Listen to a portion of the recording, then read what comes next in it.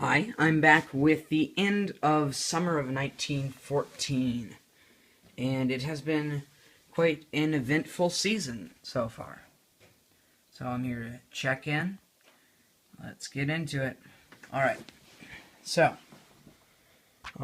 Spain, most of the influence has been destroyed except for this one influence here, which doesn't really do much. So, Spain's out for grabs.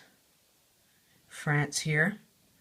The British have started trying to ship over some troops across the channel into the Second Army. The Second French Army here has done a horrible chemical warfare attack on the Second German Army. So, a little earlier than historical, because my gameplay is not going to be historical, it's going to be just strategy and stuff.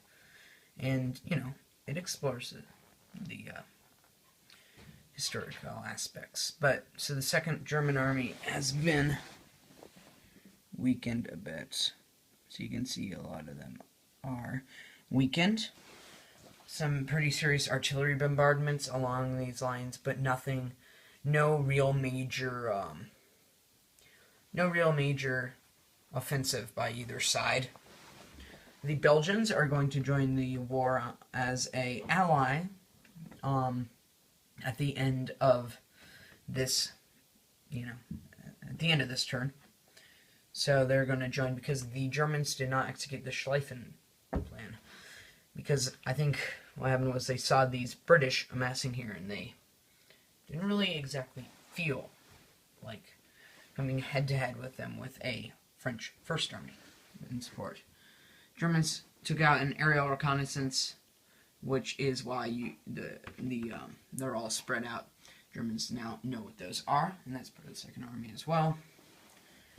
And then Italy's out of the war, but only just. The Allies have increased their influence by a lot there. Austria, and they have attacked Serbia, and the Serbians are putting up a fight. Belgrade here, the Serbians aren't doing that well, because the Third Army is quite huge. Here in Uzis, I think this is. Yes, it is Uzis. One second. The Serbians have put a bit of a dent in the Austrians.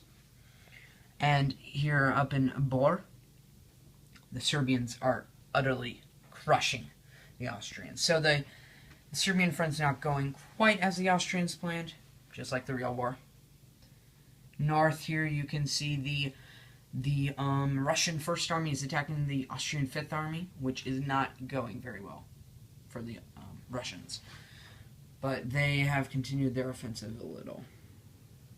The Fourth Austrian Army has stayed behind because I think they feel like, as a reserve, they will be more effective for now. The Germans, these are the Austrians, have attacked the Russians in Kielce, but the Russians have held their own, but only just. Germans here, the 5th and 6th armies, have taken this province of